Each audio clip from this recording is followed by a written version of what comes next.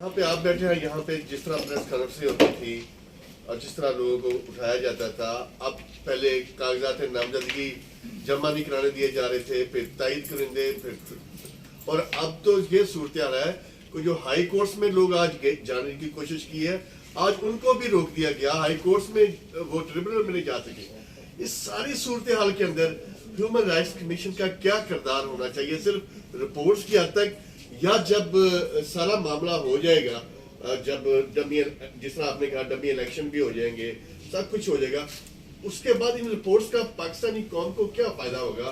क्या आप कोई अमली इक़दाम करेंगे, लोगों से मिलें, जो क्योंकि हम ह्यूमन राइट्स का आपका मैंडेट है, सियासी लोगों से मिलना है, जिन जिन से मिलना है उनसे मिलेंगे ताकि इसका तदारक हो और कौम को हकीकी जमहूरियत जो है वो मिले। देखिए, माजी में भी human rights commission of Pakistan ने इलेक्शंस की मॉनिटरिंग की है। हमारा इलेक्शन सेल इस वक्त फाल है, हम ये मामला उसके अंदर देख रहे हैं। जाहिर है हमारी जो रिपोर्ट्स है वो सिर्फ पाकिस्तान में नहीं पढ़ी जाती या देखी नहीं जाती, बल्कि बैनुल अक़वामी सतह पे इनको एक वैल्यू दी जाती है, एक उनका वेट है। और हम एक मॉनिटरिंग बॉडी ज़रूर हैं, मगर एक राइट्स बॉडी भी हैं। और हमारे जो काउंसिल मेंबर्स हैं वो अपने अपनी फील्ड के अंदर खुद इंसानी हकूक़ के जो कारकुन हैं वो माने जाने कारकुन हैं।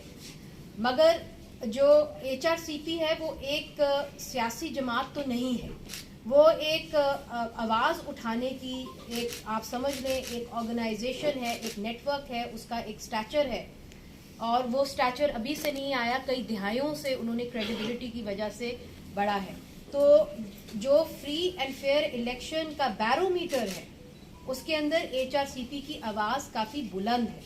और मेरा ये ख्याल है और मैं अर्ज करती हूँ कि रियासत पाकिस्तान भी उसको देखेगी, और मुझे मालूम है कि पाकिस्तान के लोगों को हमारे ऊपर कॉन्फिडेंस है। और पाकिस्तान के जो मुख्तलिफ इदारे हैं जो इलेक्शंस को देखेंगे और ये जज करेंगे कि क्या ये फ्री और फेयर थे, वो भी हमारी रिपोर्ट्स को बड़ी संजीदगी से लेंगे, क्योंकि हम जाके फील्ड के अंदर अपने जो ऑब्जर्वर्स हैं उनको भी भेजा करते हैं। और अभी से हमारा जो ऑब्जर्वेशन कमीशन है वो शुरू हो गया है। एक बात मैं ज़रूर कहना चाहूँगी यहाँ पे कि आपने नॉमिनेशन पेपर्स का जिक्र किया, सियासतदानों के ऊपर कदगने तो हैं, मगर अवाम के ऊपर भी बहुत सारी कदगने हैं। अवाम जो है वो अपनी बात सामने रखना चाहती है, चाहे वो बलोच ख़वातीन हो, चाहे वो स्टूडेंट्स हों, चाहे वो टीचर्स हों। और उसके अंदर आप सेक्शन 144 इम्पोज करके क्यों लोगों को जो है उनकी ज़ुबान बंदी करना चाह रहे हैं?